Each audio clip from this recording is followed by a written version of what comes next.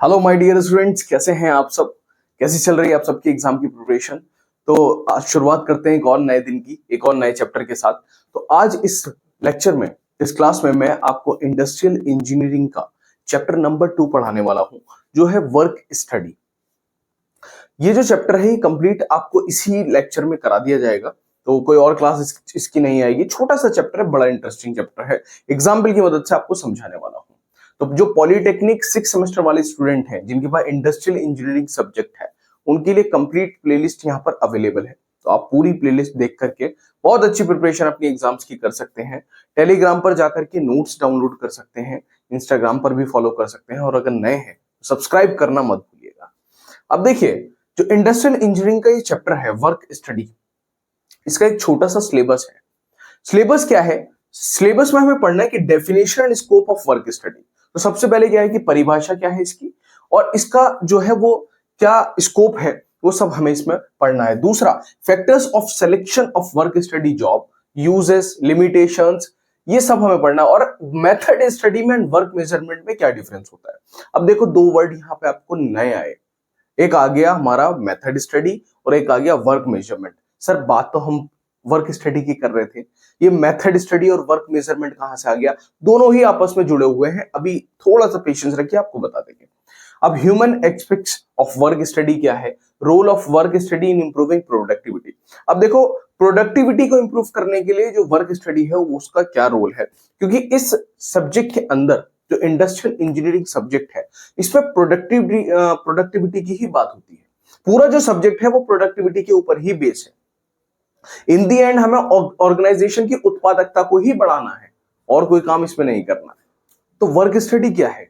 Work study basically organisation में जो भी काम हो रहा है, आपकी जो ऑर्गेनाइजेशन है, जो कंपनी है जिसमें आप काम कर रहे हैं, उसमें क्या क्या कार्य हो रहे हैं, उनकी स्टडी हमें करनी होती है। उसको हम वर्क स्टडी बोल देते हैं। एक एग्जाम्पल की मदद से समझो कि कोई इंसान काम कर रहा है, कोई ह्यूमन काम कर रहा है, क्या वो बेस्ट काम कर रहा है? क्या वो अपनी पूरी एफिशिएंसी से काम कर रहा है, या फिर हम उसको और इंप्रूव कर सकते हैं? इन सब की जो स्टडी है वो हम किस में करते हैं? वर्क स्टडी में करते हैं। और इसमें फिर धीरे धीरे इसको दो ग्रुप्स में हम डिवाइड कर लेते हैं। समझाता हूं कैसे। देखो, वर्क स्टडी क्या है? कॉम्बिनेशन है दो ग्रुप्स का। किसका? दो ग्रुप्स का कॉम्बिनेशन है। कौन कौन से दो ग्रुप? एक है मेथड स्टडी, जिसको मोशन स्टडी भी बोल देते हैं, और दूसरा है टाइम स्टडी, जिसको हम वर्क मेजरमेंट भी बोल देते हैं। अब देखो, जब मेथड स्टडी है तो मेथड स्टडी में किसकी पढ़ाई होगी? मेथड की, मतलब जो हमारा काम करने का तरीका है उस पर स्टडी कर रहे हैं। और वर्क मेजरमेंट में हम एक एक चीज को मेजर कर रहे हैं, किस चीज में कितना टाइम लग रहा है, क्या कहीं हमारा टाइम वेस्ट तो नहीं हो रहा। सपोज ऐसा तो नहीं कि किसी ह्यूमन ने, किसी इंसान ने कोई पार्ट बनाया, अब उस जो पार्ट है जहां वो खड़ा है उससे और थोड़ी दूर जाकर के वो पार्ट निकल करके आ रहा है रेडी होकर के, फिर वो वहां जा रहा है, पार्ट उठा करके ला रहा है, और फिर वहीं से जो है एक जगह रख रहा है। उसके बाद फिर से वही प्रोसेस रिपीट हो रही है। तो जो आने जाने में उसका जो समय बर्बाद हो रहा है, जो टाइम वेस्ट हो रहा है, क्या हम उसको कम कर सकते हैं? अगर हम उसको कम कर सकते हैं तो वो कहां स्टडी करेंगे? हम वर्क मेजरमेंट में उसकी स्टडी हम लोग करेंगे। तो कार्य अध्ययन तकनीकों को दो समूह का संयोजन है। बेसिकली ये जो है कॉम्बिनेशन है दो ग्रुप्स का, जो हमारा वर्क स्टडी है। किस किस का? मोशन स्टडी यानी कि मेथड स्टडी का, और वर्क मेजरमेंट या फिर टाइम स्टडी का। तो इसको क्या है, इसको इस तरीके से भी बना सकते हो कि जो हमारा वर्क स्टडी है, इसको इस तरीके से अपनी कॉपी में बना लेना, ताकि तुम्हें समझ में आए कि जो वर्क स्टडी है वो कॉम्बिनेशन है किसका? मेथड स्टडी का और टाइम स्टडी का। और इसको क्या बोल देते हैं? मोशन स्टडी भी बोल देते हैं। और इसको क्या बोल देते हैं?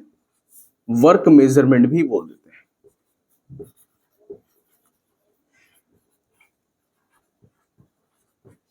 तो ये क्या हो गया? ग्रुप हो गया दो चीजों का।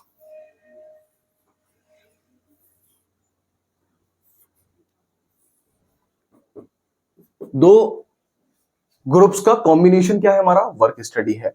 अब इन दी एंड हमें ध्यान किस चीज पे देना है? हमें इन दी एंड जो इंप्रूव करनी है वो एक ही चीज है। क्या है वो? प्रोडक्टिविटी, यानी कि उत्पादकता। इन दी एंड ऑर्गेनाइजेशन की इंप्रूव क्या करनी है? प्रोडक्टिविटी ही इंप्रूव करनी है, और कुछ और किसी चीज पे ध्यान नहीं देना। अब धीरे धीरे धीरे धीरे क्या करेगा? मेथड स्टडी, मेथड पे फोकस करेगा कि जिस तरीके से हम काम को कर रहे हैं क्या वो तरीका सही है, और ये क्या करेगा कि फॉलो करेगा और देखेगा कि जो काम हो रहा है क्या वो स्टैंडर्ड टाइम में काम हो रहा है। ऐसा तो नहीं टाइम बहुत ज्यादा लग रहा है, कोई वर्कर है, सपोज वो 1 घंटे में आपको 10 पीस बना करके दे रहा है, क्या हम कुछ ऐसा करके उससे 12 पीस बनवा सकते हैं एक ही घंटे में? उसकी एफिशिएंसी इतनी है कि वो 12 पीस या फिर 14 पीस बना सकता है। तो सोचो जब वो पूरा दिन का टाइम करेगा, तो अगर 8 घंटे की वो ड्यूटी कर रहा है, हमने 2 पीस भी उसके 1 घंटे के हिसाब से इंप्रूव कर दिए, तो वो 8 घंटे में 16 प्रोडक्ट आपके एक्स्ट्रा बना करके देगा। तो प्रोडक्टिविटी क्या होगी? बढ़ेगी, एफिशिएंसी ऑर्गेनाइजेशन की बढ़ेगी। तो उसी चीजों को बोलते हैं कि हमें पूरा वर्क स्टडी करना होता है, और वर्क स्टडी के अंदर हमें 2 चीजें स्टडी करनी होती है, एक मेथड स्टडी और एक टाइम स्टडी। आगे देखते हैं इसमें और क्या पढ़ना है। बेसिकली वर्क स्टडी क्या है? इफेक्टिवनेस को इंप्रूव करने की मदद कर रहा है। अब देखो यहां पे क्या लिखा हुआ है, यहां लिखा हुआ है कि method study is the systematic recording and critical examination of existing and proposed way of doing work as a means of developing and applying easier and more effective methods and reducing cost। तो method study क्या है? एक systematic recording कर रहे हैं, किसी चीज पे नजर रखे हुए हैं कि जो काम हमारी ऑर्गेनाइजेशन में हो रहा है क्या वो तरीके से हो रहा है, उसमें कोई ऐसी चीज तो नहीं जो कि मिस की जा रही है, जिस वजह से हमारी जो एफिशिएंसी है, जो हमारी प्रोडक्टिविटी है वो कम हो रही है, और काम करने के जो तरीका है उसको इंप्रूव किया जाता है, ताकि हमारा क्या है, जो हमारा काम है वो ज्यादा इफेक्टिव हो पाए, कार्य और ज्यादा इफेक्टिव हो पाए, और कॉस्ट जो है, जो खर्च आ रहा है वो कम से कम आ पाए। तो विधि अध्ययन आसान और अधिक प्रभावी तरीकों को विकसित करने और लागू करने और लागत कम करने के साधन के रूप में काम करने के मौजूदा और प्रस्तावित तरीकों के व्यवस्थित रिकॉर्डिंग और महत्वपूर्ण परीक्षा है। ठीक है, आगे देखते हैं वर्क मेजरमेंट। तो वर्क मेजरमेंट वही चीज है, देखो अब मेजर करेंगे कि जो काम, जो कार्य हो रहा है ऑर्गेनाइजेशन के अंदर, क्या वो एक स्टैंडर्ड टाइम में हो रहा है, वक्त ज्यादा तो नहीं लग रहा उसके लिए, ऐसा तो नहीं लोग जो है 2 घंटे का काम है उसे 4 घंटे में किया जा रहा है, 2 घंटे आराम कर रहे हैं। होता है ना, ऐसा आप घर पे मजदूर बुलाइए, ठीक है, आप जैसे हटेंगे वो बीड़ी पीने बैठ जाएगा, है ना, आप हटेंगे वो कहेगा भाई साहब चाय, अब चाय का टाइम हो गया, अब 2 बज गया, अब हमारी चाय का टाइम है। कुछ भी करके वो ये कोशिश करेगा कि काम कम हो और 5 बज जाए, और उसके बाद में बोल दो भाई साहब मेरा टाइम हो गया, मेरे पैसे दीजिए, मैं जा रहा हूं, अब कल मिलेंगे।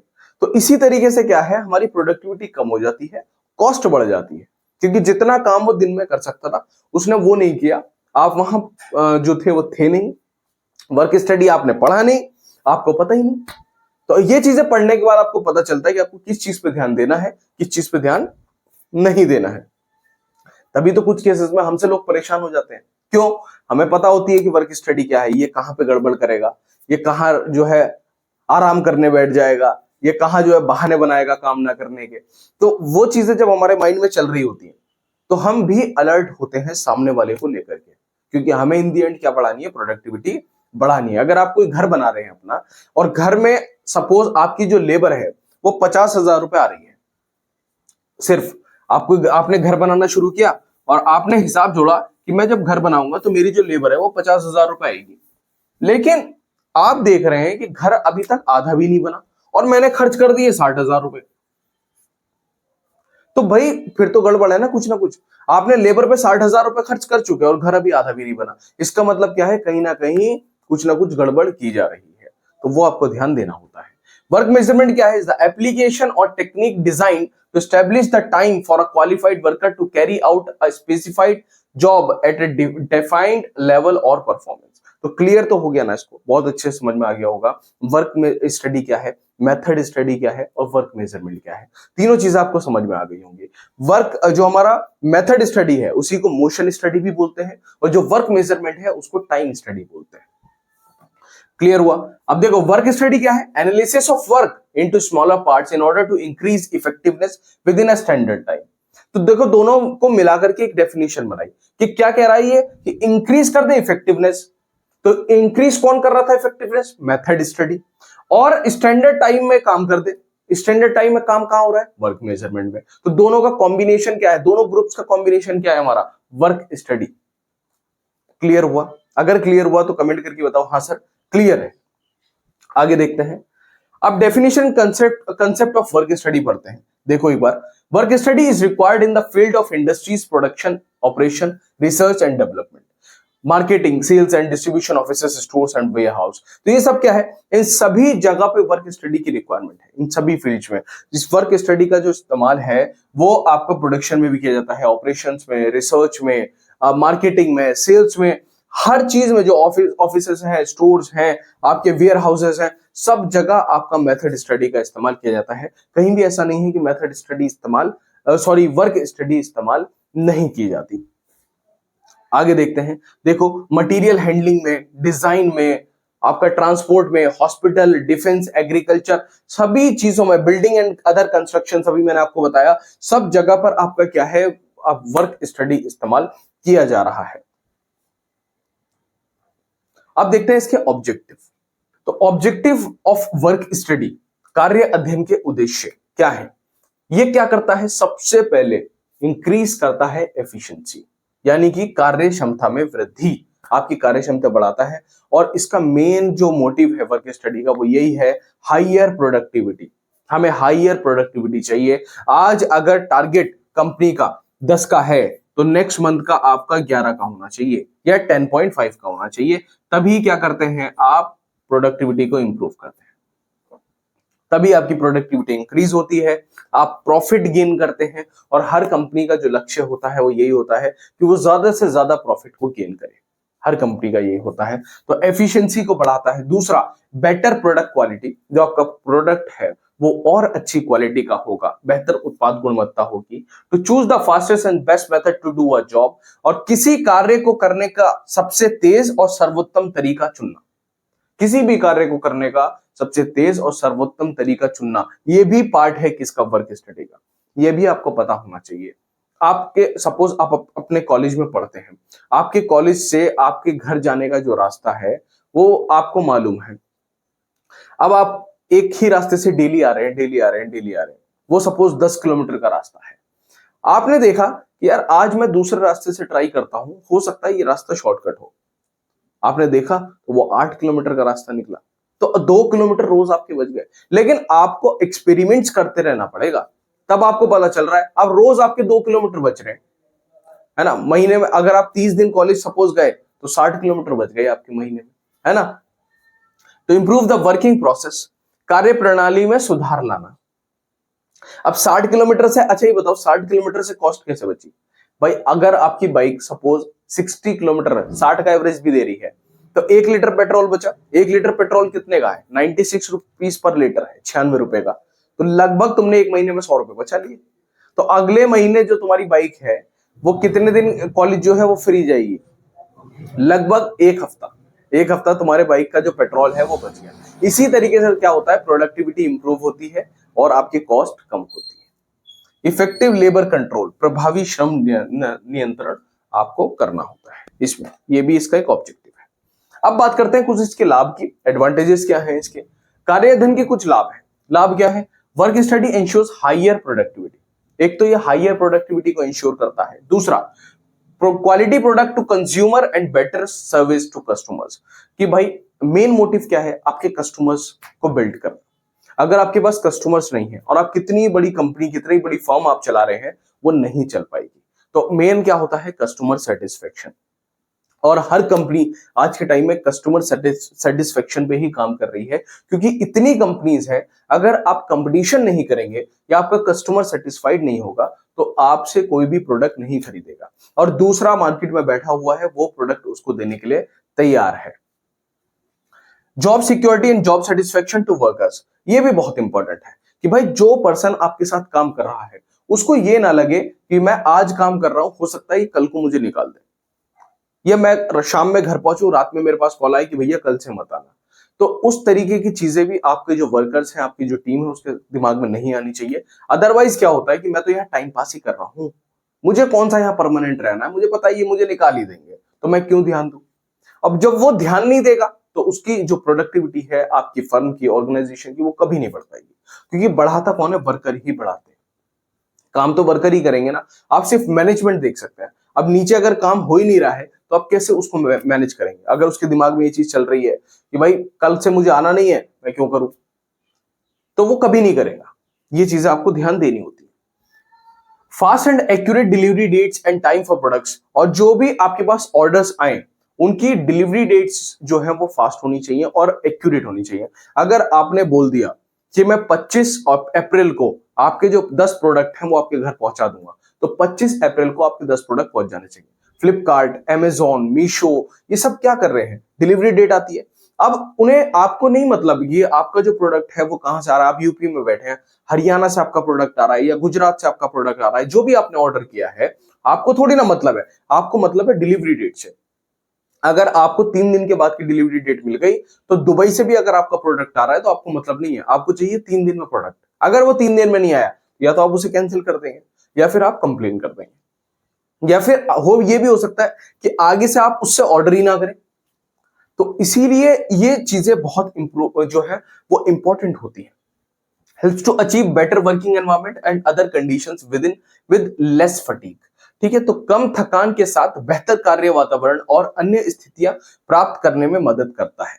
जैसे आपने देखा है कि कुछ ऑर्गेनाइजेशंस में कुछ नहीं करते, कंजूस ऑर्गेनाइजेशंस है, कुछ बड़ी अच्छी ऑर्गेनाइजेशन होती है कि जैसे ही सुबह वर्कर आएंगे तो 11-12 बजे एक चाय उन्हें दे देंगे, तो क्या होगा, उसको अच्छा लगेगा, उसको फ्रेश फील होगा। फिर शाम में 3-4 बजे एक बार चाय दे देंगे उन्हें, दोपहर में लंच दे देंगे। तो उसका क्या है, ये भी एक बहुत बड़ा रोल है। ऐसा नहीं है कि कोई पर्सन आपके पास 9 बजे आ गया और रात को शाम में 5 बजे तक आप उसको कह रहे हैं लगातार ना तुझे कुछ खाने के लिए देंगे ना तुझे टाइम देंगे, तुझे बस काम करते जाना है। तो ये भी तरीका नहीं होता वर्क स्टडी का। वर्क स्टडी में आपको कम समय में ज्यादा जो है वो आउटपुट ला करके देना होता है ना। बेसिकली जैसे कहते हैं ना, इंसान की जो पर्सनैलिटी है वो कैसी होनी चाहिए। बहुत लोग पूछते हैं कि सर पर्सनैलिटी कैसे बनाए, पर्सनैलिटी कैसी होनी चाहिए। देखो, पर्सनैलिटी आदमी की सॉल्ट जैसी होनी चाहिए, नमक जैसी। नमक जैसी मतलब कि तुम्हें जो है, तुम्हारे बिना भी कोई ना रह पाए और तुम्हें ज्यादा इस्तेमाल भी ना कर पाए।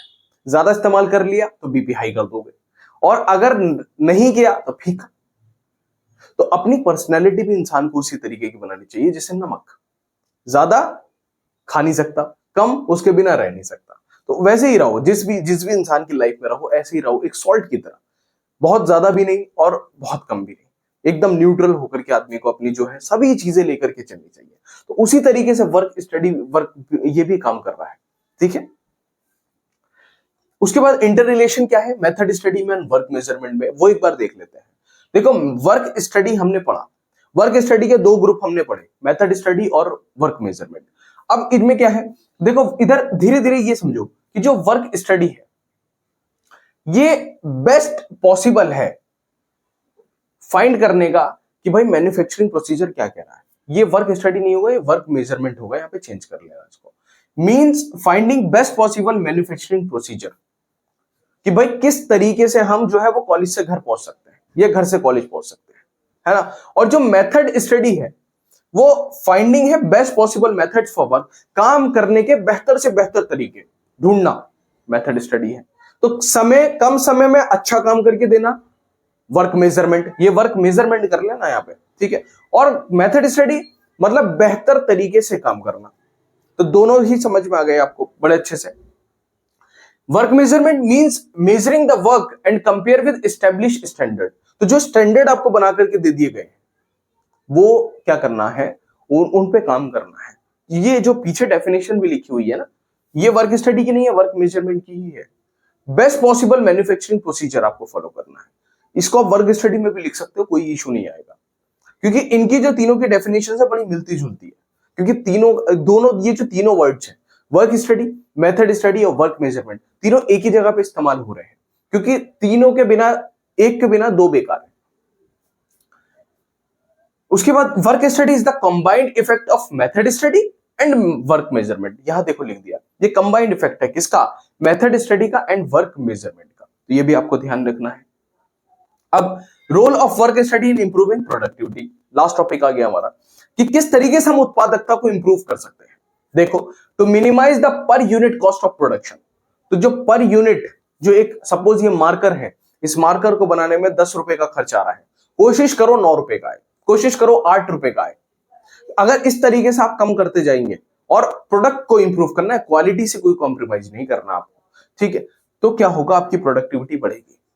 To determine the standard time for completing a job or task, तो एक स्टैंडर्ड टाइम में अपनी जो जॉब है, अपना जो टास्क है, उसको कंप्लीट करें।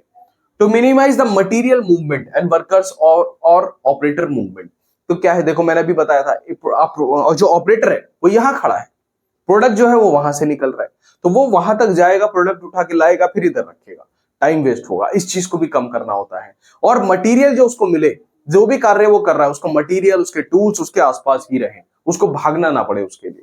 उसके बाद to eliminate unnecessary human movement, तो इंसान का ना अननेसेसरी मूवमेंट जो है वो कम से कम होना चाहिए। To utilise facilities or input such as man, machine, materials and machinery in most effective way, तो जो भी चीजें, जो देखो इंसान काम कर रहा है, ये मशीन काम कर रही है, मटेरियल आपके पास है, मशीनरी आपके पास है, इनका बेहतर से बेहतर इस्तेमाल करना ही हमें इंडस्ट्रियल इंजीनियरिंग में पढ़ाया जाता है। अदरवाइज इंडस्ट्रियल इंजीनियरिंग में पढ़ने की जरूरत नहीं है। लेकिन ये सब्जेक्ट जब हम पढ़ते हैं तो हमारे अंदर एक मेच्योरिटी क्रिएट होती है अपने काम को लेकर के, या आप माने या आप ना माने, आप हल्के में लेते हैं, आप टाइम पे इसको रटते हैं, जाके एग्जाम में लिख देते हैं, लेकिन ये चीजें अगर आप अप्लाई कर लें तो आप एक बहुत बड़े, बहुत अच्छे मैनेजर बनते हैं किसी भी कंपनी का। और मैनेजर का यही काम होता है, मैनेजर ने कुछ और अच्छी, कुछ अलग से चांद पे से जाकर के पढ़ाई नहीं की होती, उसने यही सब पढ़ा होता है और वो इन्हीं सब चीजों पे काम कर रहा होता है। लेकिन वो आपको कभी नहीं बताएगा कि उसने वर्क स्टडी पढ़ा है, उसने मेथड स्टडी पढ़ा है, उसने वर्क मेजरमेंट पढ़ा है, वो कभी नहीं बताएगा आपको। बताएगा तो आप उसकी कुर्सी छीन लोगे। तो ये सब जो आपका चैप्टर है वर्क स्टडी, ये कंप्लीट हुआ यहाँ पर। अगर चैनल पर नए हैं सब्सक्राइब करके जाइएगा। नोट्स बनाने की जरूरत नहीं है, इसके नोट्स एमपॉली के टेलीग्राम चैनल पर अवेलेबल है, जाकर के वहां से डाउनलोड कर लीजिए, इंस्टाग्राम पर फॉलो कर लीजिए, और जितना आप शेयर कर सकते हैं प्लीज ज्यादा से ज्यादा शेयर करें। इसके जो आगे के चैप्टर्स हैं बहुत जल्दी आपको पढ़ा दूंगा। तो मिलते हैं अपने नए वीडियो में, नए लेक्चर में, नई क्लास में। तब तक के लिए जय हिंद, जय भारत।